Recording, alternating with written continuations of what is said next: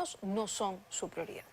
Voy a hablar sobre este tema con el coronel Juan Carlos Liendo, ex jefe de la DINI, y con el abogado penalista Vladimir Padilla. Ambos me acompañan esta noche en estudios. Gracias por estar aquí los dos. Bienvenidos. No, a ti, gracias. Buenas noches. ¿Qué tal? Ayer, 2 ataques en pleno estado de emergencia. Les pregunto, ¿está sirviendo de algo? ¿Se está viendo de pronto desde el punto de vista que ambos tienen que esta medida de la que está haciendo uso el gobierno está funcionando, coronel? Bueno, definitivamente ya lo hemos comentado desde antes y hace mucho tiempo, y también cuando se da este estado de emergencia. Lamentablemente todo indica que es más de lo mismo. No hay estrategia, no hay plan, no hay objetivos y no hay resultados. Por más que se quiera decir que todo va bien o que se están haciendo cosas, la situación de seguridad empeora de una manera crítica, al punto de que se asesinan personas delante de niños dentro de un colegio. Y con la sorpresa de que ese profesor es familiar directo de la presidenta. En política no hay casualidades. Aquí vemos que dentro de la desconfiguración del tejido social corre paralelo a la deslegitimación del gobierno. Un gobierno que se presenta como incapaz y que se ve imposibilitado por sus propios defectos de tomar decisiones claras, firmes, frente a un fenómeno que sigue creciendo y que es más allá de la seguridad ciudadana. Este ya ha pasado a ser un fenómeno de seguridad nacional. Y vamos a seguir empeorando. Ese es el problema, ¿no? Porque siempre decimos, ¿qué más tiene que pasar para que las autoridades reaccionen? Ya no debería pasar nada más. Hemos llegado a un punto realmente crítico y, como bien lo ha dicho, hemos conversado en varias oportunidades sobre que no hay un plan, y eso es claro, y no se está ejecutando algo que esté dando resultados. Y como el gobierno pues viene improvisando todo el tiempo, ahora nos ha dicho que están evaluando que las Fuerzas Armadas salgan a las calles y sean las encargadas del control del orden interno de la seguridad, quitándole esa función a la policía y que la policía pase a ser el apoyo.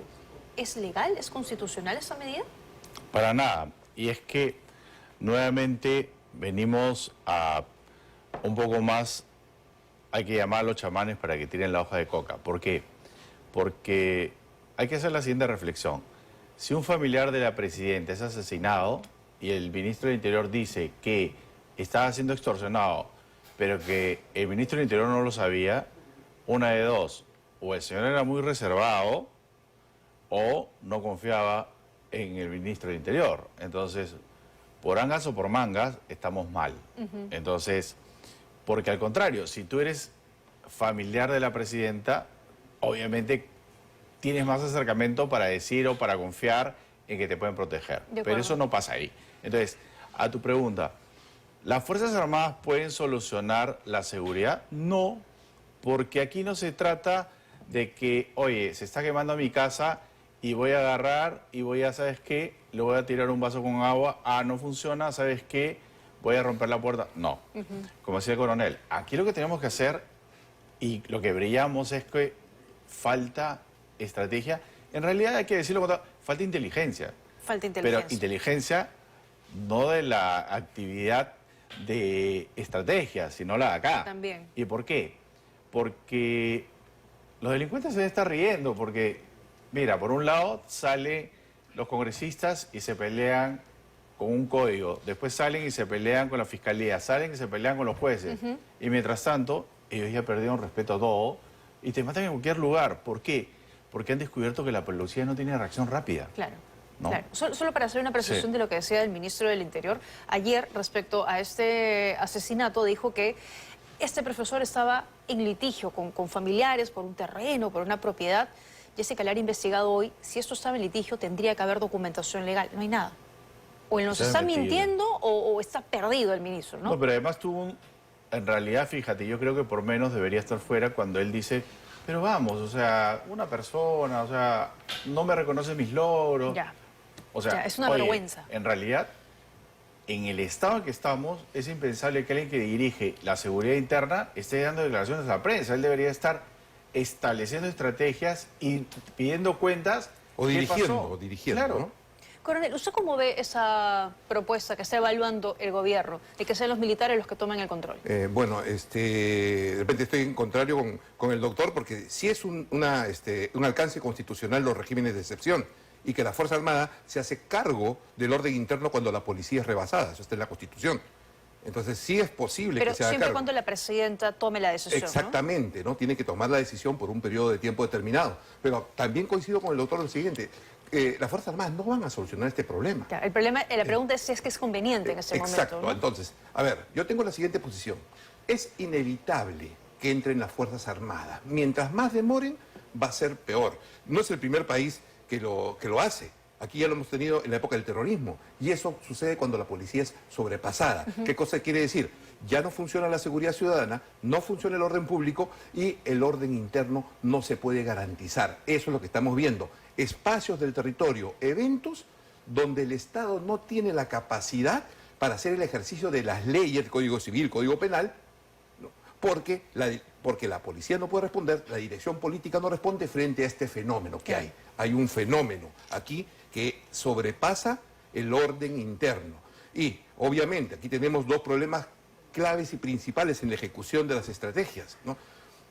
La solución indispensable pasa por la policía y también por el Ministerio Público, pero también hoy son parte del problema, no solo están enfrentados, se requiere reestructuraciones inmediatas. Entonces, en este periodo de caos, se necesita, como ha pasado, como está pasando en Ecuador, en El Salvador, en Chile hay 2 regiones de Chile y hacia el sur del país que están ya entrando al tercer año de estado de emergencia bajo control militar. Tienen un general del ejército chileno, un almirante, controlando espacios del territorio porque el gobierno no puede hacer efectivo su principio de autoridad. Entonces, culmino, va a ser inevitable, no me gusta, es inevitable, pero no es suficiente porque el problema es mucho más complejo. Tiene dimensiones primero de carácter político, económicas, sociales, muy profundas que las Fuerzas Armadas solas no la van a poder solucionar. Claro, pero a ver, hoy día que el señor Adrián Sen decía, estamos además evaluando que otros distritos estén bajo la declaratoria de estado de emergencia. Yo no sé por qué alguien no le predijo, ¿para qué? Exacto. Si lo que ya tienen no sirve. Si siguen matando a la gente en pleno estado de emergencia. Están evaluando que ya no pueden hacer más. Cuando ingresan las Fuerzas Armadas es porque ya no hay otra cosa que se puede hacer. Pero a ver, y es un fracaso su política. ¿Pero qué están haciendo las Fuerzas Armadas? Porque he escuchado a muchos alcaldes en estos días decir, las Fuerzas Armadas ni las veo. Exactamente, porque están saliendo en una misión de apoyo que no está configurada para lo que es el empleo de las Fuerzas Armadas. No puedes apoyar una cosa que está mal hecha. O sea, a partir de ahí hay un principio, por eso no funciona. Entonces las Fuerzas Armadas están ahí, le dicen disuasivo, párate en una esquina con tu fusil de guerra a ver qué sucede. Y eso no funciona. Por eso aquí esto va a ser inevitable. Las Fuerzas Armadas cuando ingresan dentro del país a controlar el territorio tienen que tener el poder absoluto con la primacía del fuero militar para sus integrantes y especificados bien los derechos que no se van a que van a ser puestos, como dice, en pausa para poder hacer el ejercicio del principio de autoridad y generar las condiciones para que la policía, el Ministerio Público, el gobierno pueda hacer el ejercicio de la autoridad. No van a solucionar los problemas, no van a reemplazar a los investigadores, a los guardias, no. Van a generar condiciones físicas. Y en términos concretos, ¿qué hacen? ¿Qué se debería hacer? Lo que están haciendo en otros países. Detenciones masivas, juicios sumarios, en nuevas cárceles. En Ecuador controlan las cárceles. ¿No? Y una serie de acciones bueno, también para eso, faltan, ¿no? Pero a ver, quería ir también con ese punto que tocaba el coronel respecto a los policías que sean vistos en el fuero militar policial y no en el fuero civil, que es algo con lo que está insistiendo bastante el gobierno. ¿Cómo ve esa propuesta? A ver. Mira, nosotros somos un país que no respeta derechos humanos, o sea, que quede claro. Y en ese sentido, no hay uno, sino varios casos. A ver, la policía tiene el fuero militar policial, y los militares también, en tanto y en cuanto el bien jurídico puesto en discusión sea propio del fuero privativo militar o policial. Pero cuando se trata de que tú quitas la vida de una persona o la lesionas, eso no forma parte del fuero privativo militar, eso forma parte del fuero común. Y esa es la distinción que se ha dado. Entonces, ¿por qué? Porque, claro, tú no puedes decir, como yo he visto uniforme, como yo estoy en ejercicio de mi función, tengo licencia para quitarle la vida a alguien.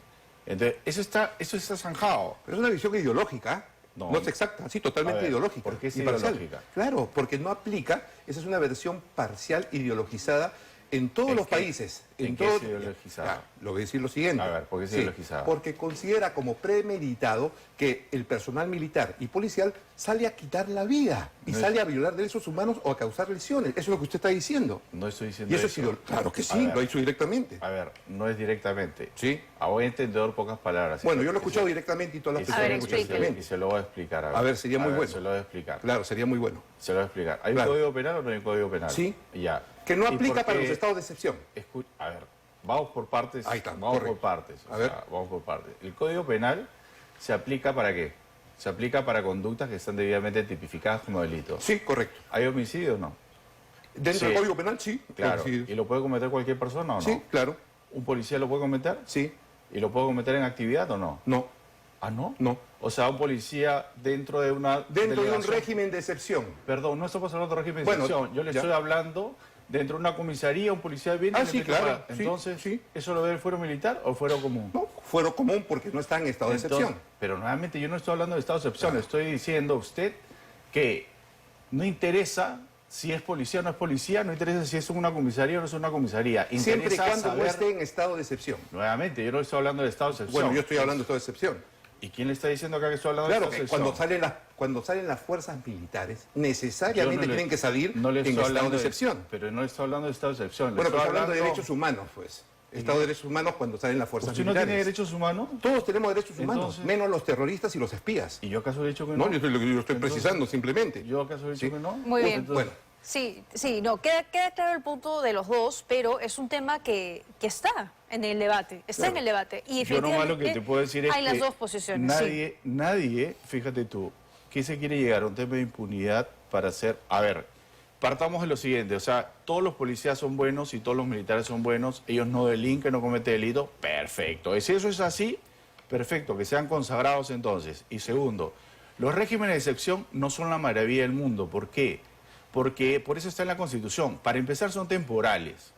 En segundo lugar, tiene que establecerse y no se dan para establecer un orden interno. Para eso está la policía. En segundo lugar, en un régimen democrático y sobre todo en este gobierno no te va a aceptar la policía que ha sido derrotada. En tercer lugar, para combatir la delincuencia ninguna Fuerza Armada ha sido preparada para eso. O sea, eso no implica que las Fuerzas Armadas pueden servir de apoyo para controlar el orden interno. no, eso Pero- no existe en términos doctrinarios. Bueno, yo no sé qué doctrina habrá leído usted o qué doctrina practica. ¿Y usted ha leído usted una doctrina al No. respecto?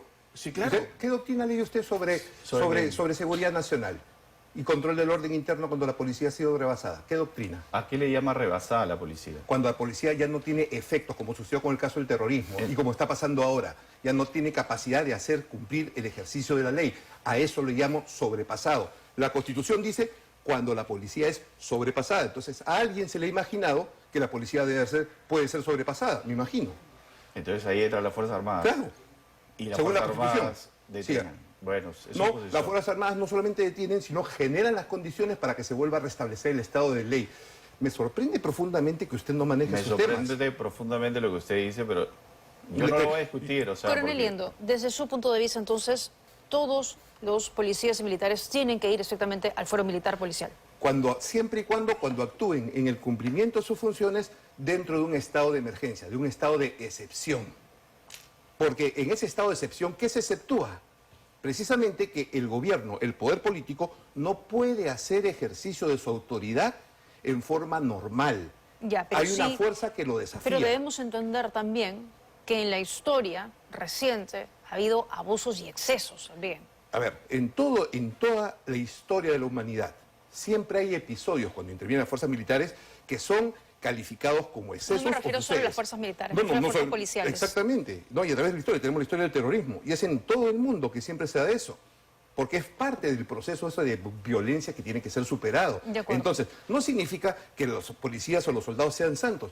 Para eso hay un fuero militar. Y cuando las tropas intervienen, hay desobediencia, hay excesos, hay abusos, hay delitos, y hay cárceles militares y hay prisiones militares. Sí, pero si yo soy evaluada por mi par, cabe la posibilidad de que haya pues espíritu de cuerpo, ¿no? Bueno, ese espíritu de cuerpo también es un mote porque si no, ningún país del mundo tendría fuero militar y ninguna fuerza del mundo estaría sujeto a su fuerza militar. Aquí hay una gran diferencia. cuando se hace el ejercicio del fuero militar, el bien jurídico que se defiende es la disciplina, no el derecho de las personas, que es lo que pasa en el Código Civil y el Código Penal. Porque una disciplina, la disciplina, es el punto clave del ejercicio militar. Y el delito más grave es la desobediencia, que incluso puede acarrear pena de muerte en operaciones militares. Y es mucho más drástico.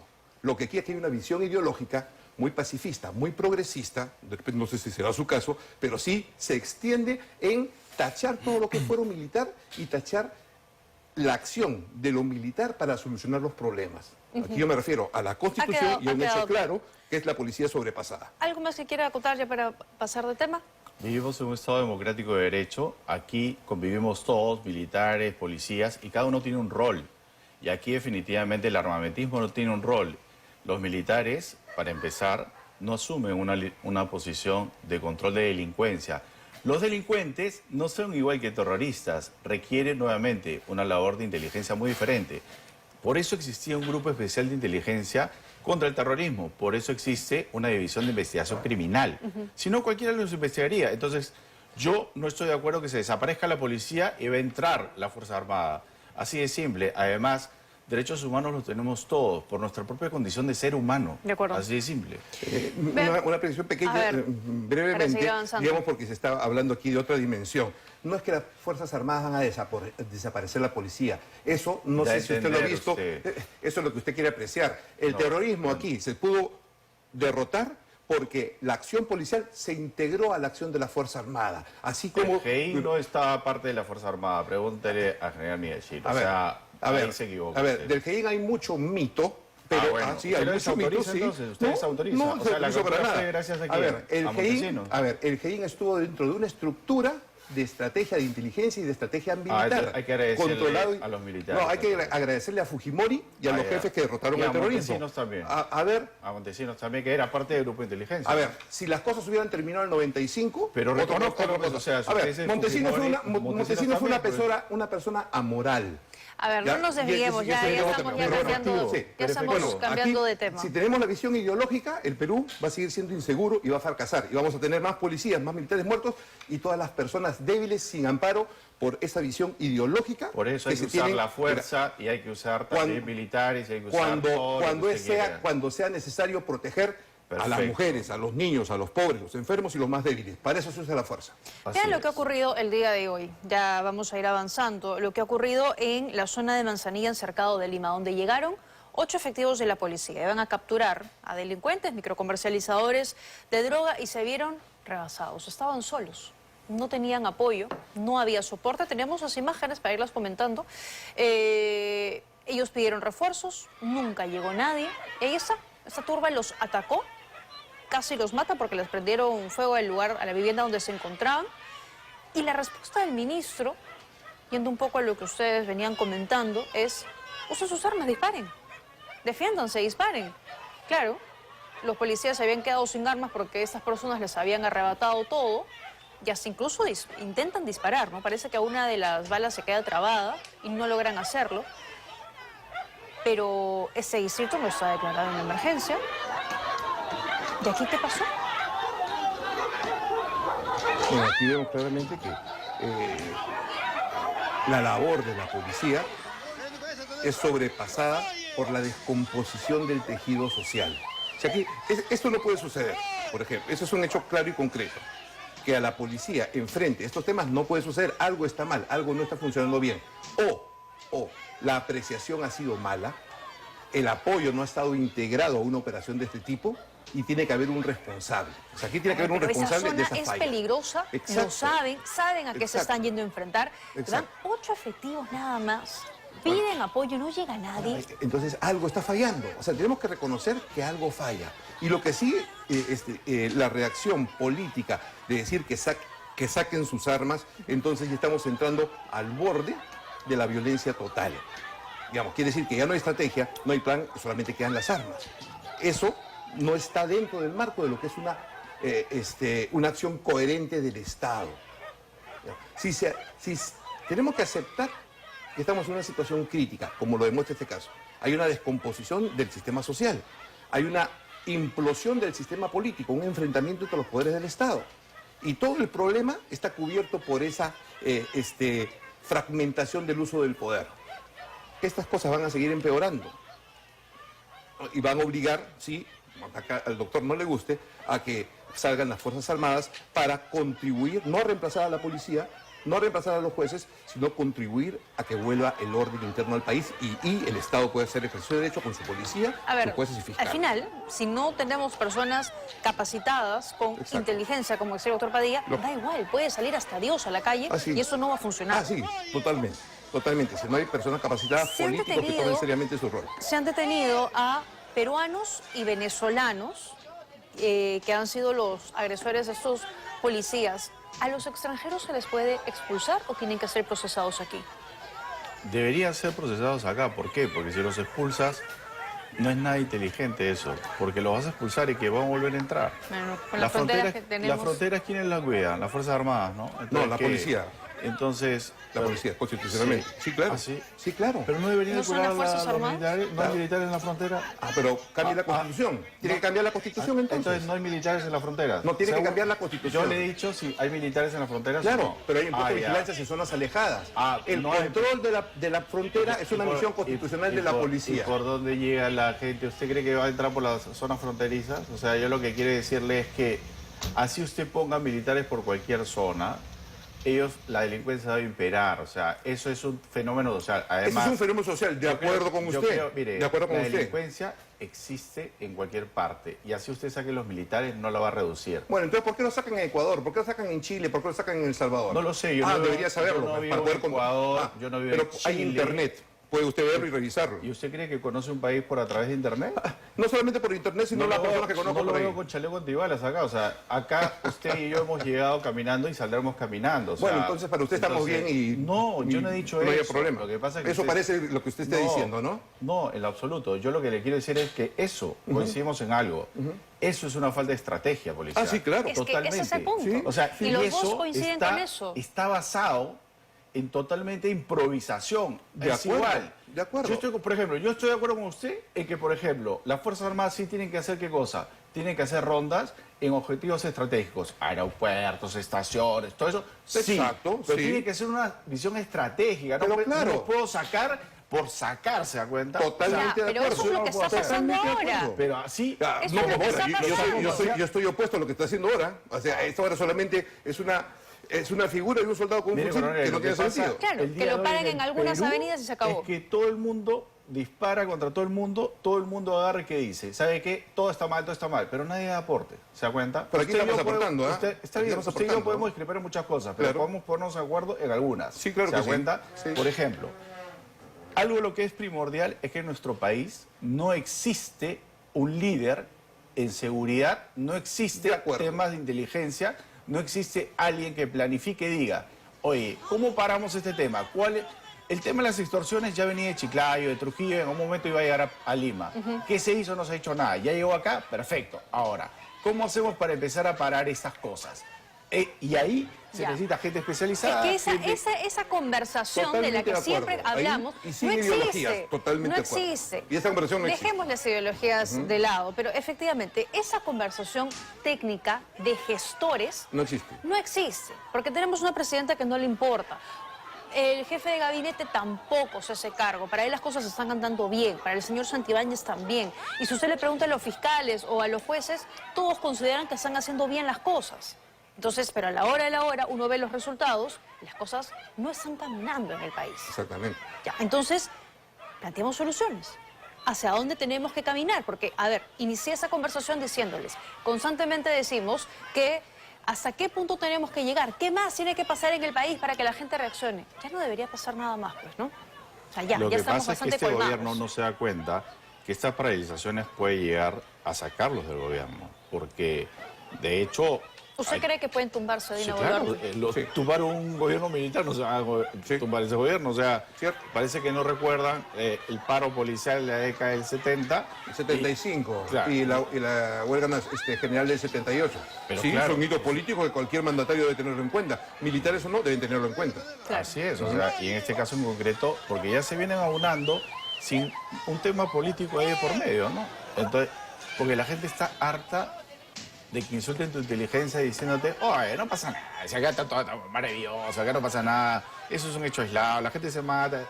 Oye, pero la gente que va todos los días a trabajar y a ver, Claro. va muriendo, acá, por ejemplo, de seguro a nosotros nos han robado en algún momento, o sea, y claro, y hay toda una inacción, entonces, esas son las circunstancias que se tienen que poner en los zapatos, ¿no? Ahora, como parte de esas soluciones improvisadas entre el gobierno y el Congreso, se plantean algunas leyes que son también parte de las exigencias, por ejemplo, de un sector del transporte, que se derogue la ley de crimen organizado. El Congreso ha dicho N veces que no lo va a hacer de ninguna manera, pero hay un texto sustitutorio que podría modificar el punto referido a los allanamientos, de los que tanto hemos hablado, para que no necesariamente haya presencia del interesado y de su abogado. ¿Esto sería suficiente, doctor Padilla? Es que, a ver, el tema del...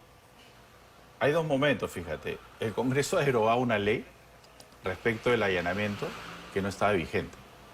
O sea, eso salvó la bandera. Y los fiscales, de manera ignorante, han aplicado una norma que no estaba vigente. Porque no requería, porque estaba vigente otra ley que no requería. Pero el Congreso, sobre pretexto que va a fortalecer la policía, ha cambiado esa ley y les ha dado más beneficios a los delincuentes, por más que digan que no.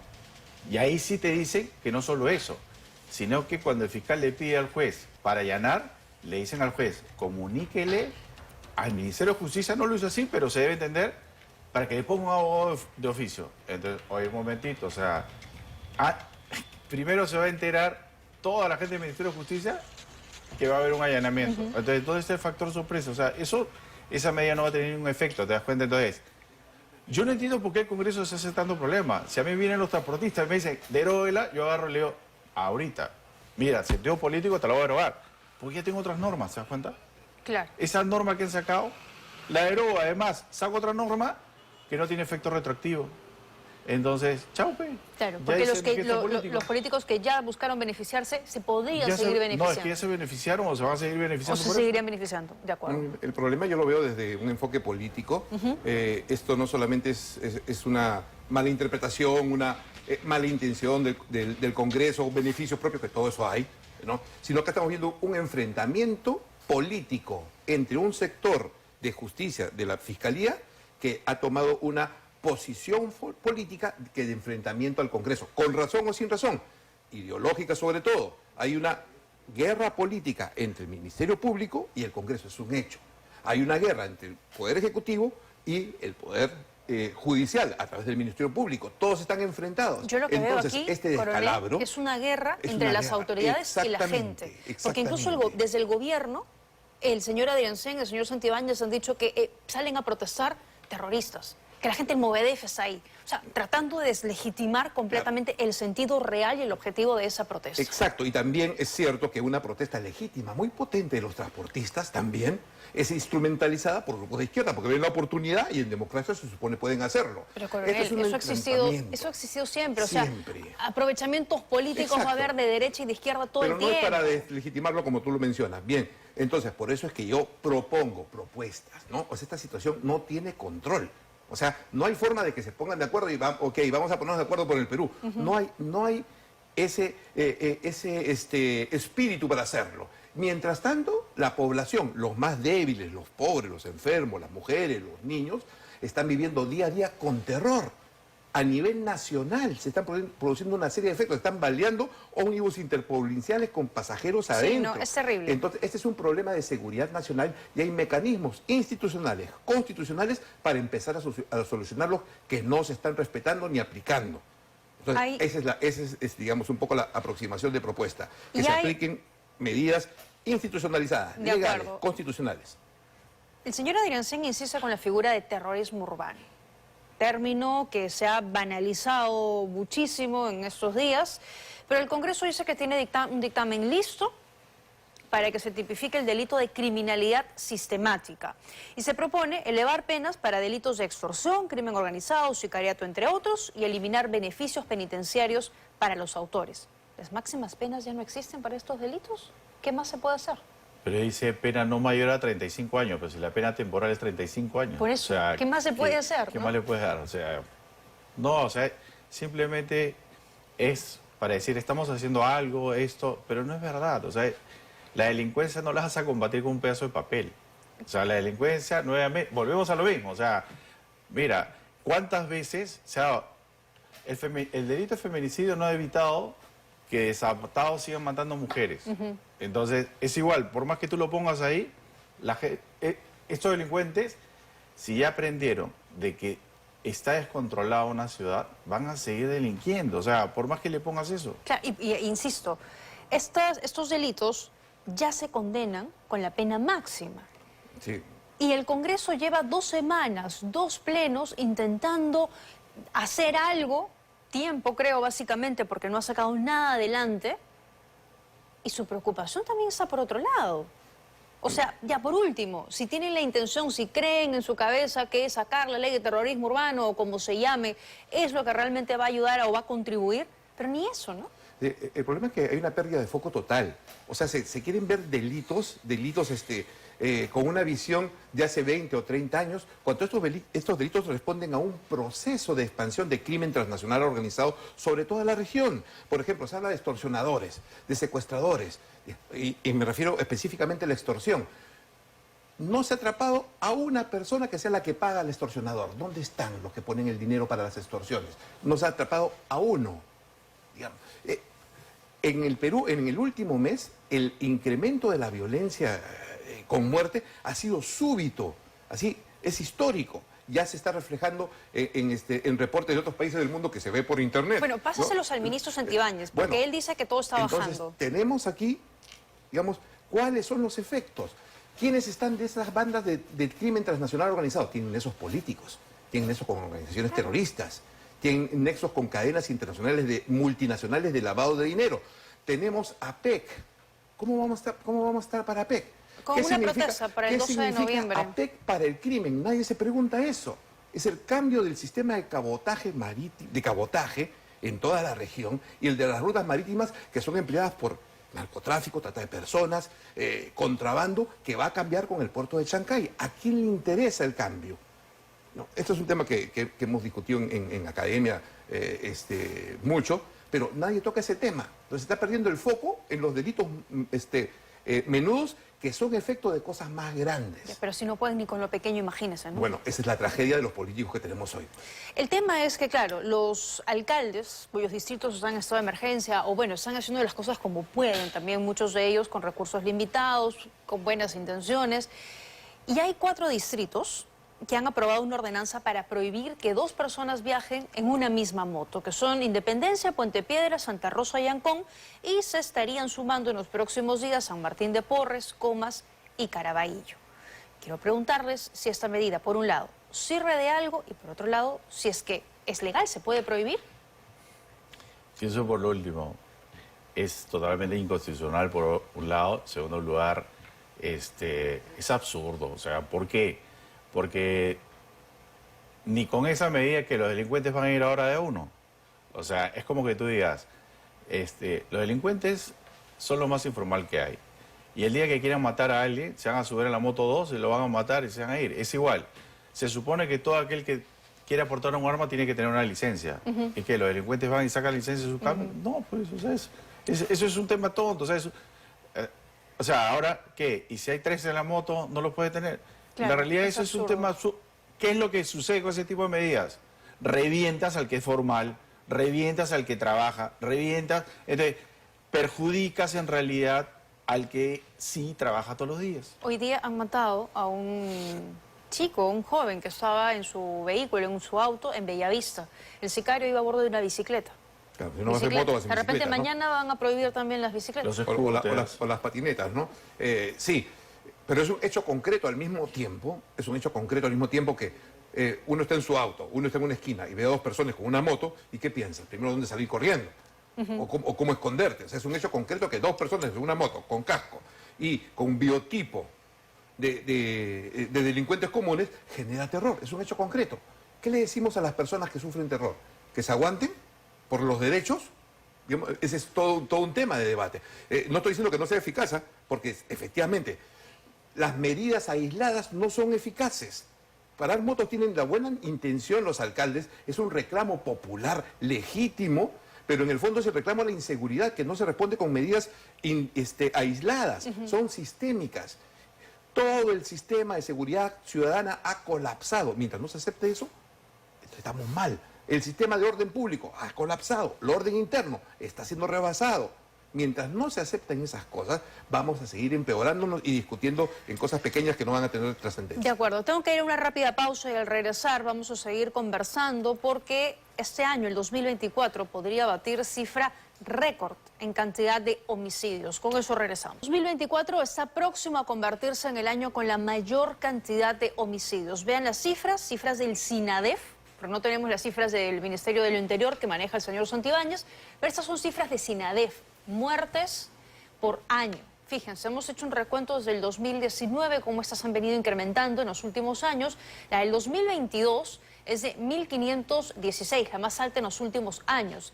Y en el 2024 estamos a 1.493 fallecidos hasta el 10 de octubre, cosa que evidentemente ha incrementado por lo que les venimos contando en los últimos días. Y ya pasamos la del 2023, fíjense. En 2023 se registraron 1.431 homicidios y este año, solo hasta el 10 de octubre, ya pasamos esa cifra. Por lo que este año podríamos cerrar con una cifra superior a la del 2022, que está muy cerca, la verdad, está muy cerca, y el corte es al 10 de octubre. Sin una ruta clara, sin autoridades con inteligencia, con criterio y con voluntad de hacer las cosas, esto va a empeorar y no va a haber manera de poder controlar la situación. Realmente es frustrante tener que comparar la efectividad de una acción de gobierno con el número de fallecidos. O sea, es importante ver la impotencia de los ciudadanos como nosotros, de tener que discutir estos temas, digamos, que se traducen en una realidad tan trágica, ¿no?, de personas asesinadas. Nuestro país no se merece esto, y esto es una responsabilidad de nivel político. Aquí se requieren personas serias en política, firmes, decididas, dispuestas a comprarse el pleito que se viene, porque esto va a empeorar. ¿Qué piensa, doctor Padilla? Mira, todo en la vida es voluntad, y en este caso en concreto no hay voluntad de enmienda por ninguna institución en el país, ni el Congreso, ni el Poder Judicial, ni el Ministerio Público. Y en el gobierno tampoco, ¿no? Porque, a ver, yo se lo digo al señor ministro del Interior que debe darse cuenta que todo lo que él ha tocado no ha tenido un solo acierto y que gran parte del problema es él. Tiene declaraciones desafortunadas y debe darse cuenta que no tiene un plan adecuado. En los 2 días le han renunciado todos sus asesores. También. Entonces, con lo cual, una de dos. O no creen en él o él no cree en ellos. Lo que es peor, y un ministro sin asesores no puede caminar, ¿no? Exacto. Y un punto que estamos discutiendo con unos compañeros hoy en la mañana, hay un aspecto de gestión que de repente es necesario tener en cuenta. A ver, ningún político, ¿no?, por más incapaz que sea, tiene mala voluntad de hacer empeorar las cosas. Miren lo que voy a decir, ¿ah? O sea, bueno, la presidenta puede ser carente de muchas cualidades para gobernar, pero esto no lo está haciendo a propósito, o el primer ministro. Aquí está fallando, estratégicamente lo digo, es que estoy casi seguro de que a los tomadores de decisiones les llegue información errada, incompleta, equivocada, mal procesada.